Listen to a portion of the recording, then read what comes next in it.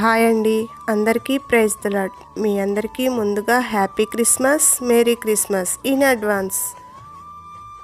చర్చిలో డెకరేషన్ చేశాము. నాకు కలిగిన అనుభవాన్ని మీతో పంచుకోవాలనుకున్నాను.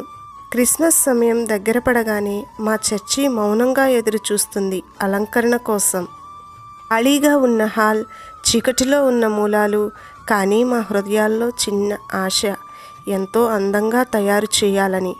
చిన్నవాళ్ళం పెద్దవాళ్ళం అందరం కలిసి శుభ్రం చేశాం.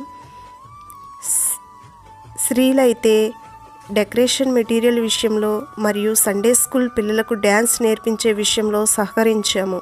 మా పాస్టర్ గారు వచ్చి ప్రార్థన చేసిన తరువాత అలంకరణ మొదలుపెట్టాం. క్రిస్మస్ ట్రీ నిత్య జీవనానికి గుర్తు. చర్చి మధ్యలో పచ్చని చెట్టును ఉంచి అది ఎప్పుడూ పచ్చగా ఉన్నట్లే దేవుని ప్రేమ మనపై ఎల్లప్పుడూ ఉంటుంది. రాజులకు రాజైన యేసు పశువుల పాకలో జన్మించాడని గుర్తు చేస్తుంది. మనలను యేసు వైపు నడిపిస్తుంది. ఇది యేసుక్రీస్తు ప్రభువారు జన్మించినప్పుడు జ్ఞానులకు దారి చూపించింది.